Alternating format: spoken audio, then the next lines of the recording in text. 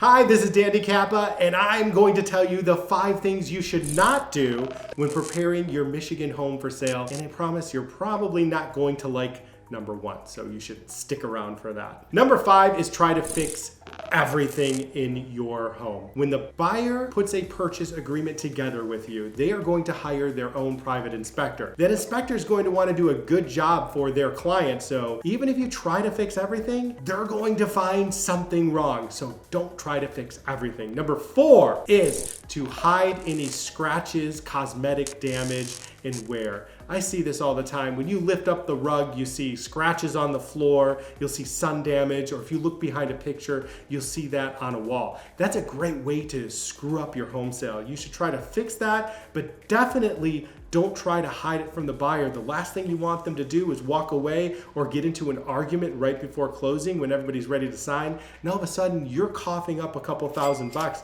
because you thought it was a great idea to hide those scratch marks behind a picture. Number 3 is making upgrades that don't make sense. You should always consult with a real estate professional if you're using one, or look online for upgrades that give you the most amount of value, things like paint and carpeting and new flooring. But I often see sellers make upgrades that just don't fit the style of their home. They'll have quartz countertops and linoleum, cheap flooring on there. Those upgrades don't make sense, and just because you put $5,000 into something doesn't automatically mean you're going to get that money back penny for penny. So make sure the upgrades you make actually do make sense. Number 2, leave too much deferred maintenance for the buyer. Of course, nobody expects you to leave them a brand new home, but if you need a new roof, new windows, new furnace, new hot water heater, you're gonna scare off almost every buyer in the market. You're gonna sit on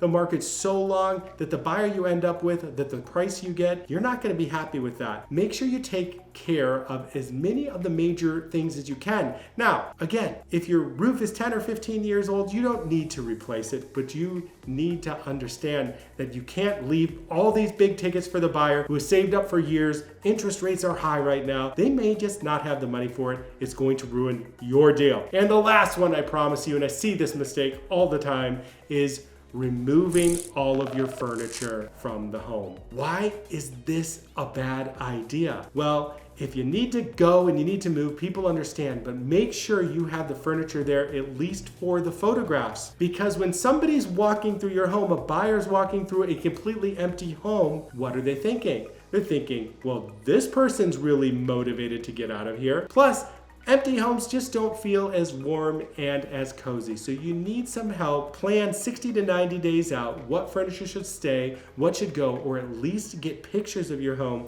with furniture so it looks lived in, so nobody thinks you're a sucker. They're gonna take you for everything because you can't sit on an empty home and you need to sell it right away. I hope these tips were helpful for you. Good luck on your Michigan home sale. Drop a message in the comments. Contact me if you ever need anything.